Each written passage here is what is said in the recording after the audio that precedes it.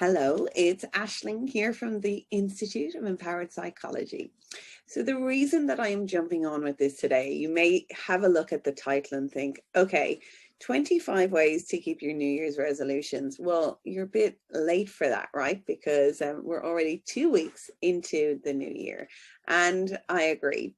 But you may not know that 2 weeks into the new year, at the beginning of the third week into the new year, this is when traditionally people stop their resolution. So January 1, people begin to set resolutions. I want to change this. I want to do this. I want to live a better life. I want to have a better year.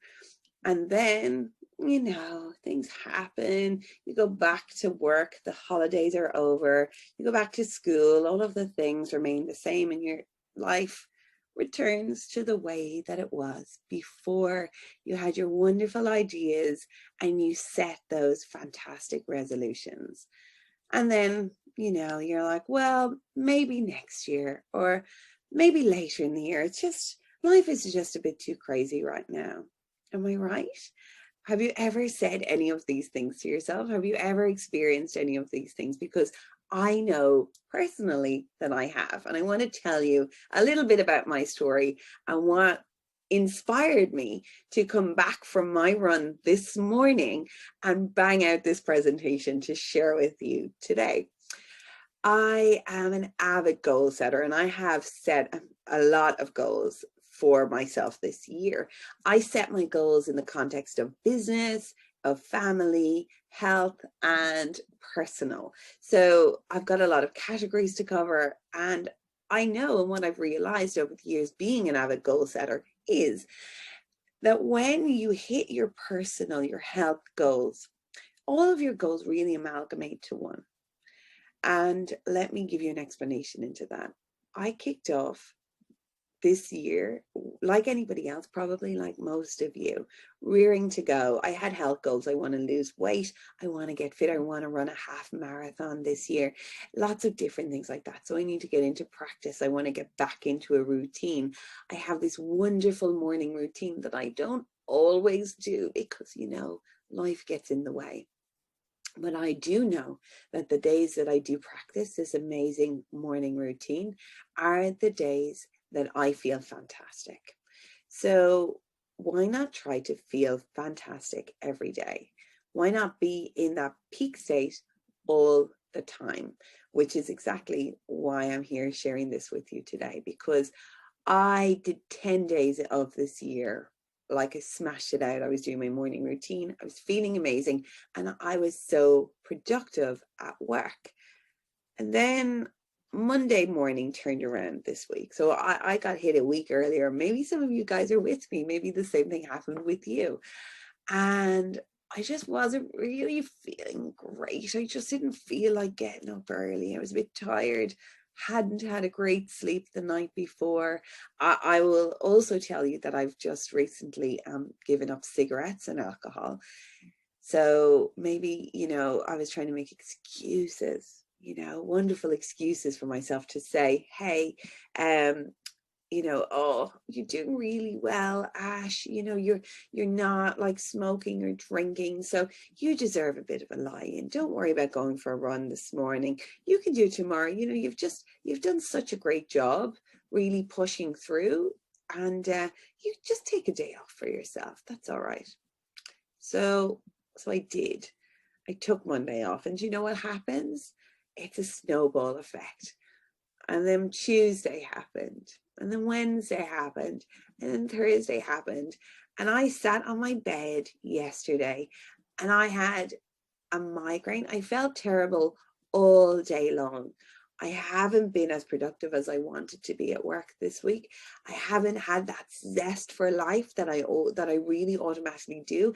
I'm a high performance business coach. I help men and women and in life and in business become the best possible versions of themselves. That's what makes me happy. That's what makes me be the best version of myself when I'm helping other people to do this and to be this. So here am I, not being me, at all, not being true to all of the things that make me feel great and that make me feel amazing. So I decided to write a list because I'm a list writer, right? And then it makes me feel good when I put it all out on paper. And I wrote down all of the things that I needed to do and why it made me feel good. And I literally wrote this list that you see before you today. I woke up at 5 o'clock this morning. No, my alarm went off at 5.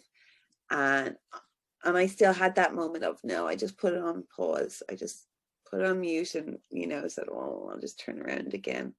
But then my second alarm went off when it came off snooze. And then I thought, okay, no, that's it. Ash, you're getting up. So I did. I jumped out of bed. I got dressed. I went into my spare room and I meditated. So I did 20 minutes of transcendental meditation, which is what I do because I've been practicing transcendental meditation for many years now. It's an amazing way to really get in touch with the unconscious mind, which I am a clinical hypnotherapist. And as a hypnotherapist, I talk to my clients' unconscious minds all the time, but I need to be in touch with my unconscious mind all of the time. I need to, be best mates with my unconscious mind. And I find that by practicing transcendental meditation, it helps me to do that. Now, 20 minutes meditation may seem extreme for a lot of people. 5 minutes meditation, if you're starting off, is amazing for you. 10 minutes meditation is amazing.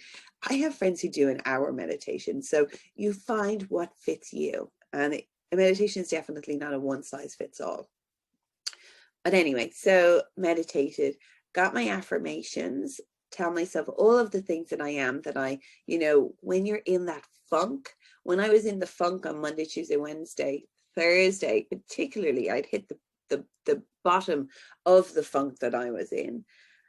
And I reminded myself of all of the things that I am a highly sought after coach, that I have a waiting list for one-on-one clients, that I run a multi-million-dollar business, that I am an amazing NLP trainer. I'm an amazing hypnotherapy trainer. I deliver high quality training programs. I'm fantastic, loving wife and mother.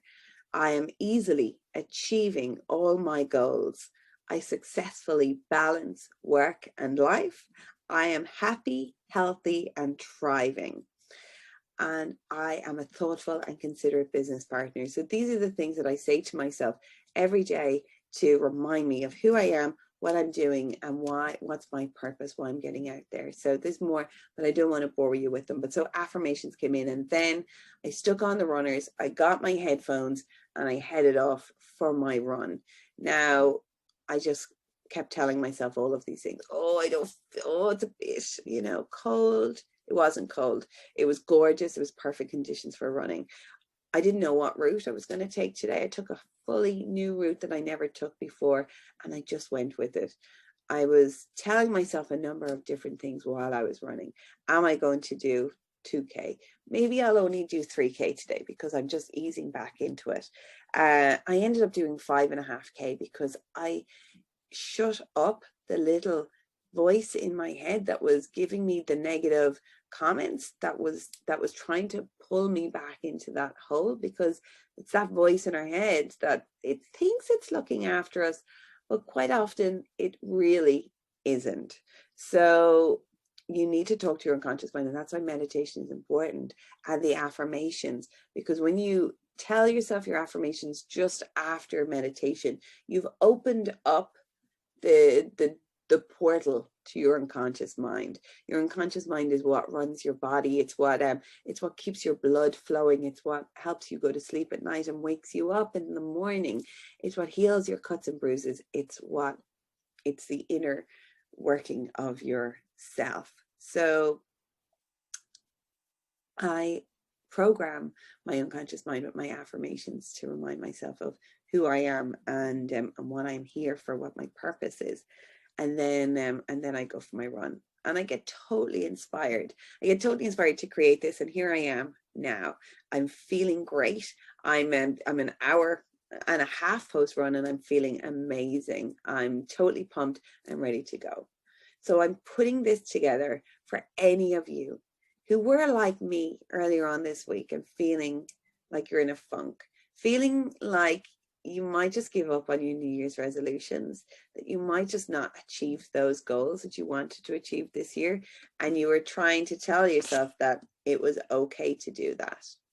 Well, I want to tell you now that no, let's keep those. Let's keep those goals, those dreams, those ambitions, the New Year's resolutions that you set for yourself. You set them for a reason. So let me give you 25 ways to keep those New Year's resolutions. Because a new year brings new possibilities, new choices, and new hope for the future. That's why we tend to think about lifestyle changes in the new year, because we're so excited. But 2 weeks in, we can revert back to who we were before, thinking that life is just too hard and, oh, is it worth it? Of course it's worth it. You're worth it. And here are the tips that I put together to help you keep the resolutions that you make this year. 1, keep it simple, sweetie. Use the KISS method to ensure that you don't get carried away by setting a resolution that you have no hope of fulfilling. Simplify your resolutions to ensure that you can achieve them. That's number 1. So have you set a huge, audacious goal? Did you set yourself a goal like, I'm going to run a marathon this year, and you've never ran 2K before in your life? You have to maybe think about it. Start small. Maybe start by saying, I'll run a 5-kilometer race. I'll run a 10-kilometer race, and build yourself up one bit by bit by bit. Whatever it might be that's there for you. Second one is be choosy. Agreeing to a New Year's resolution just because you feel you should is setting yourself up for failure.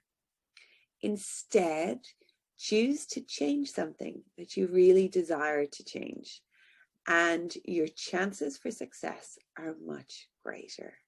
So this is the time that you take your pen and your paper and you dig deep.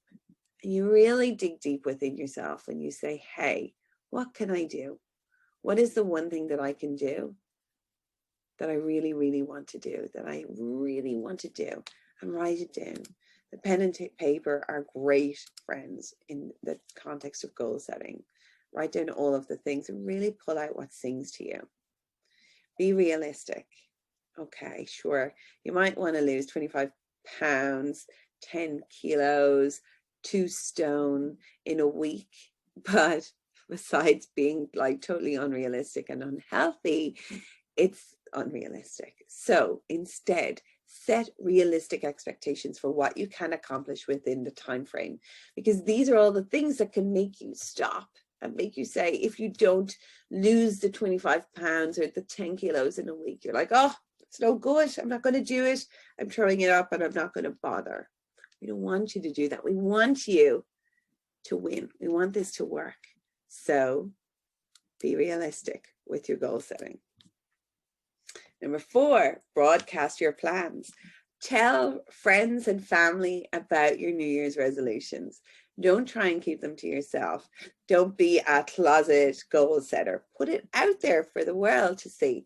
Don't try and just tell yourself, because if you share it by letting others know your plans, it firms up your decision in your own mind and it helps you stay accountable.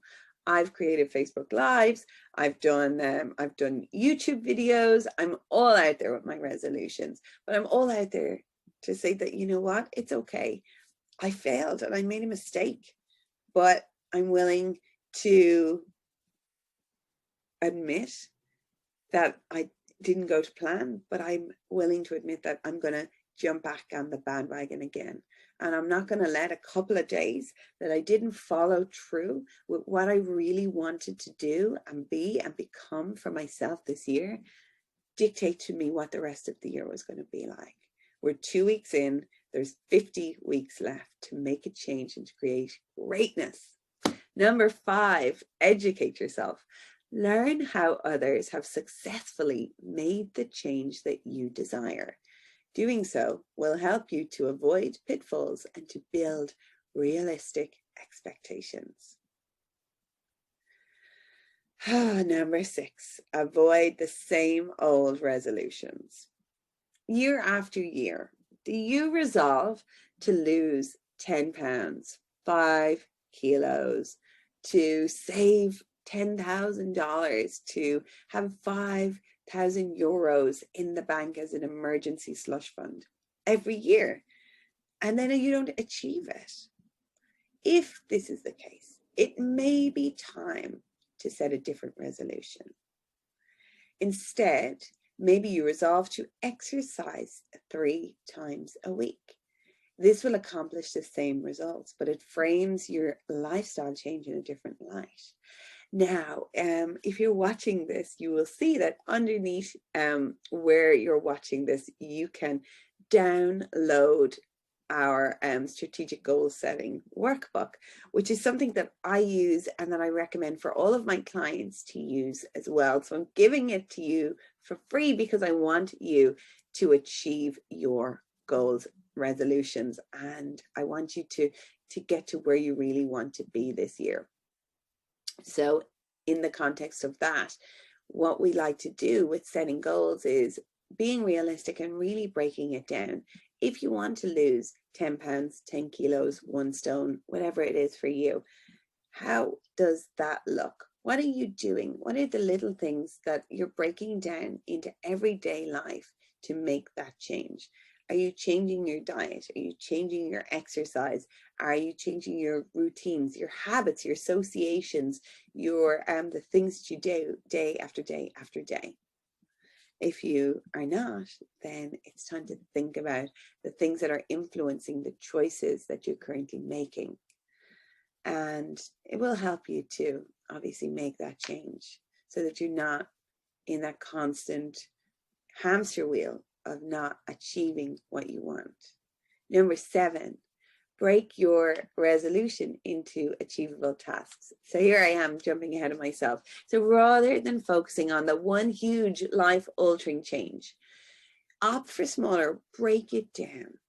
And within our goals, strategic goal setting workbook, you will see how we can break it down and allow yourself to make your goals even smaller and smaller and smaller, to create daily habits that will help you achieve the big goal. But sometimes when we're looking at that big goal, that big resolution, it seems like it's so far away that there's no way that we can achieve it. And then we just give up because it's just too hard. But it's step by step. It's kilometer by kilometer. It's kilo by kilo. It's dollar by dollar. It's one client after the next client. Whatever it is for you, whatever it is that you're doing to help yourself become a better version of you.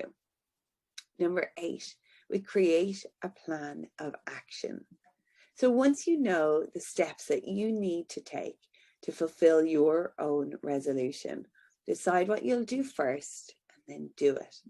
Plan each step in advance so that you'll know how to proceed as you reach each small goal. And don't expect overnight results.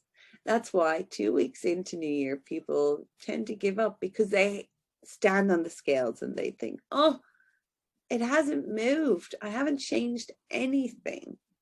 But it takes time to develop habits and behavior. 66 days it takes to create a new habit or to break an old habit. That's essentially 2 months. So you're really not going to see any results, or you're not going to see any change until early March. But you need to be resilient and you need to stick to it. It can take longer to change old habits, but be patient with yourself and expect gradual rather than immediate results.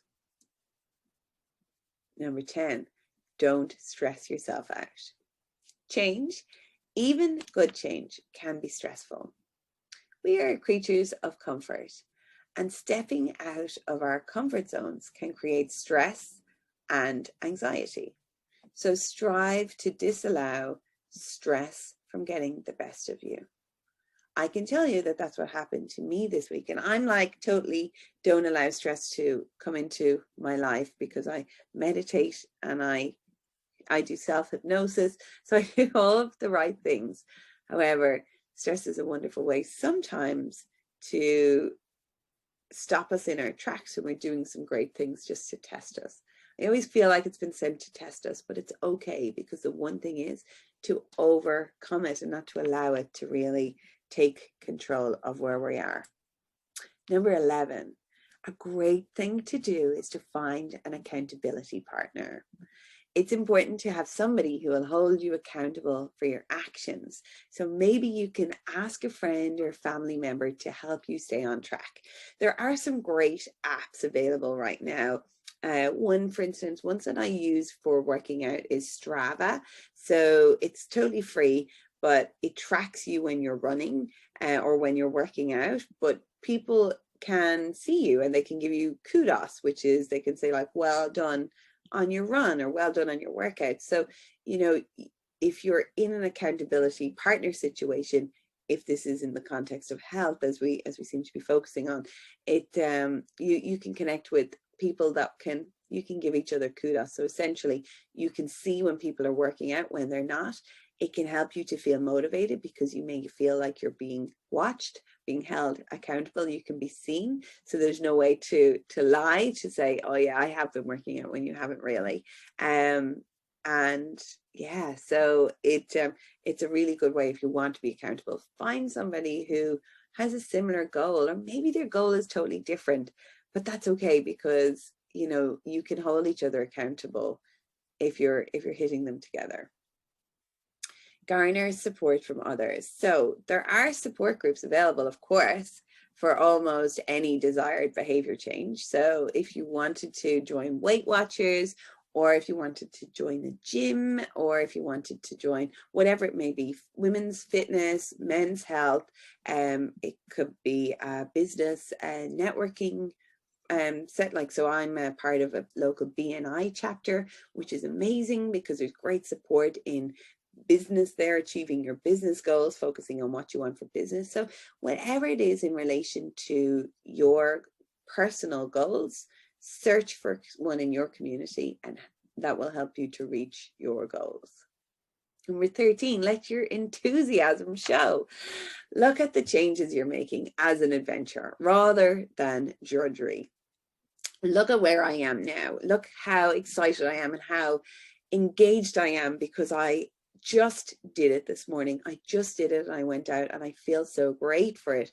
And you can too, if you allow yourself to become excited and caught up in the adventure of what it is. You will get excited as you're on the journey, as opposed to just being excited when you reach your goal, because the journey can be as much fun as the destination.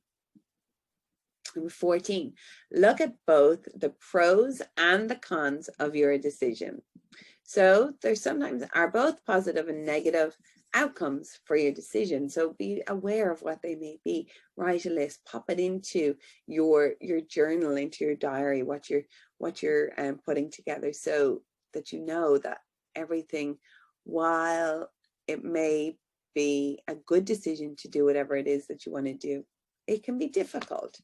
But if you know what you might face, it might be easy. So number 15, be prepared for setbacks, because there will be days when your good intentions just fly out the window and you will return to old habits. But all is not lost. It is just like riding a horse or a bicycle.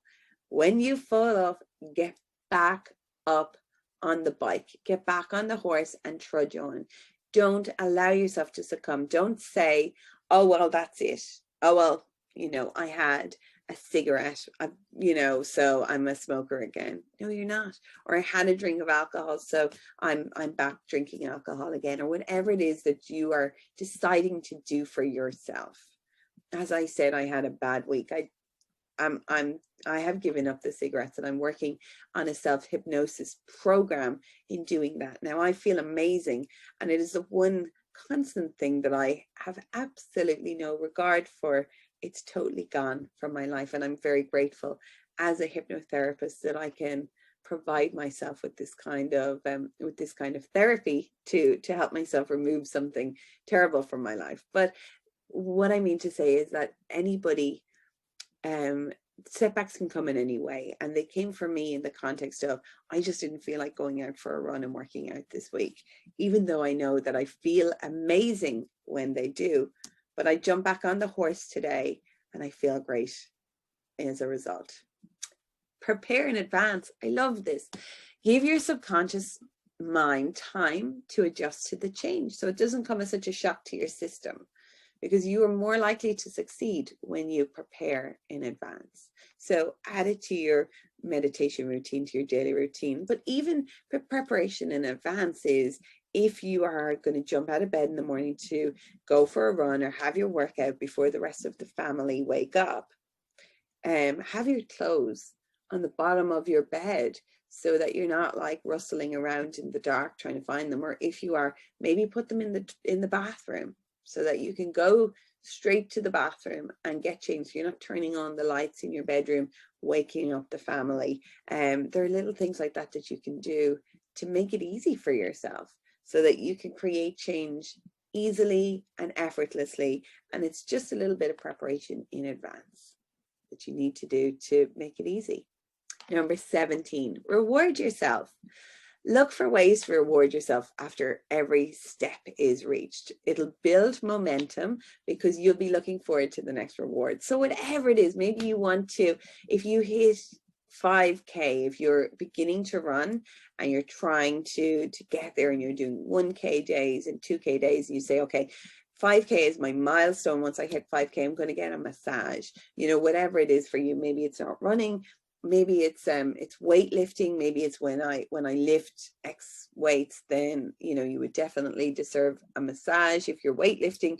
And perhaps it's a monetary thing. And I go through this with my clients all the time in coaching, because it's really important that when you are trying to achieve a big goal, that you have your milestones that you set along the way, and each time you achieve one of those milestones, you reward yourself. Maybe you take the afternoon off. Maybe you have an indulgence day. Maybe you have like a gourmet milkshake, or you have by yourself a chocolate Lindt ball, or whatever it might be for you. But whatever it is, reward yourself, because it will help you striving and achieving. And write that into your goal setting book. What are the rewards that you will give yourself along the way? Set your deadline. As with any goal, it is important to have a time frame in mind. So give yourself plenty of time to realistically reach your goal, but plan for a specific end date to work towards. So whenever it is, so when you look at all of the goals that you want to, whether they're in business, in career, in health, in family, personal goals, wherever they are, when do you want to achieve each one of them by? And then work backwards from there. Number 19, set a limit. It's best to work on just 1 or 2 resolutions at a time. You'll be able to focus your efforts without feeling overwhelmed with too much to do. Track your progress. This works especially well when you split your resolution into small, manageable tasks. So create a chart of your progress, or as I mentioned, download the workbook. So there's a daily habit tracker there, and you can track, and you can just tick it off every day if you've achieved your goals, and you're going to feel great. And don't worry if there's some days you don't do all of the things, but if you can try to achieve as many of them as possible, that's the key thing. You also see how far you've come. Number 21, use positive self-talk. So do your affirmations. Create some affirmations that you tell yourself every day. Tell yourself that you can achieve your goals, that you will succeed regardless of any setbacks that come your way. And when you do this, you will begin to both consciously and unconsciously believe in yourself. 22, write out your resolutions. Well, we've got that covered with our workbook, but if you're listening, but you're thinking, okay, these are the things that are in my head, I don't need to write them out. Writing your goals and desires on paper has a very strong effect on your psyche. It firms up your intentions and it helps you to focus more clearly. Take time to write down your goals step by step, and it will help you to best achieve your resolutions. Number 23, visualize the results. Imagine yourself after you achieve your goal. What will you look like? What will your life look like? How will your family react? How do you feel? Spend a few minutes every day, if it's after meditation, if it's before or after your affirmations, imagining, just looking inside as to what your life would look like. See yourself there in the place. Feel what it feels. What are the sounds? What are the smells? What are the feelings? What can you see? What are all of the things that you have in your life to achieve these goals? Make the choice. So you've talked about change. You've made the resolution. Now I want you to firmly decide that you're going to stick with it. Even when it's not comfortable or convenient, you can do it if you choose to. And last but not least, hang in there. Never give up. The going may and it will get tough, but you will have days that you're discouraged and there will be days that you fall off the bandwagon. You may feel like quitting altogether, but you have made the conscious decision to change. You've programmed your unconscious mind to know that you are creating change. So please keep plugging away.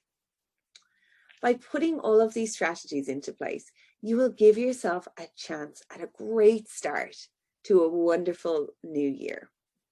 May your new year be filled with happiness, love, and the change that you desired. Now, if you are not feeling motivated, if I haven't been able to lift you up off your chair and think, yes, I can do it, I recommend two things. I recommend that you get a coach, because if you need or if you want somebody like me, or maybe you want me in your ear every day to say, come on, you can do it. You can achieve your goals. Let's set them and let's achieve them. That's what I do with all of my one-on-one coaching clients. So we do a process called a breakthrough.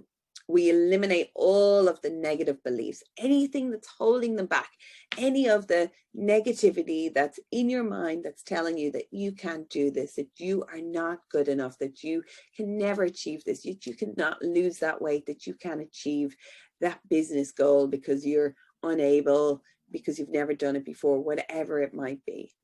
And we remove all of those limiting beliefs. We remove the negative emotions of anger, fear, sadness, hurt, and guilt. We help to remove the flip-flop that you have in your life, the things that you're not really sure about that prevent you from making solid decisions. And then we work on a blank canvas. Once you are feeling amazing about your life, we begin to think about what you want to do. We do a whole goal setting procedure, and then we work through as to what you want to achieve. Why do you want or need coaching? What are the things that you want in your life, that you want to achieve, that you want to become? Because you can. Sometimes you just need a little help. Or the second option is that you can come study with us. Maybe you know all of these things. Maybe you already have a coach.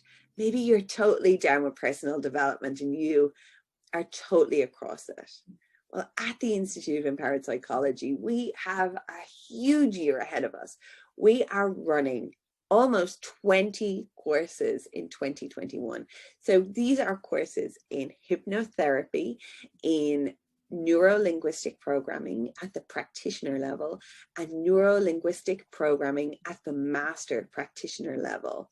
We are also running one-day self-hypnosis programs. We'll be running Create Your New Dream Life programs, which will be coming up later on in this year, just helping you to empower your world by creating a new empowered state of being for yourself. All of our programs are being run online. So whether you are in Ireland or England or France or the US, whether you're in Canada or Hawaii, maybe you're in New Zealand, or maybe you're here in Australia, China, India, Japan, doesn't matter where you are, we can work together. You can come and study with us because we have students from all over the world. And you get to be with us in a room and learn all of the things that I've been taught to help other people, that you can share these learnings with other people and you can become a coach yourself. Maybe you're at that point to do it, or maybe you just want to learn coaching, to learn neuro-linguistic programming, hypnotherapy, timeline therapy in order to become the best possible version of yourself. And if you do, I commend you, because that's why I did it. I wanted to become a better communicator. And here I am running an institution, running the Institute of Empowered Psychology, along with my partner, Fran Harper. We are creating amazing change in the world. Our students are so happy and they're so engaged, and they are changing not only their lives, but other people's lives too. And we are so grateful. So if this is something that you might be interested in, if you are interested in having me as a coach, or Fran as a coach, if you're looking to engage in study and you want to learn more, you want to become a hypnotherapist, if you want to become a neuro-linguistic programming therapist or practitioner, a life coach, just get in touch. We can have a chat and we can see what's going to be the best fit for you. We're here to help and empower and to help you have the best life, to have the life of your dreams, because that's what we all deserve. Thank you so much for tuning in. It's been so great to share all of my dreams and ambitions for your best year, for your best way to keep your New Year's resolutions as the year ahead. Thank you so much for joining in. I look forward to seeing you soon. Bye.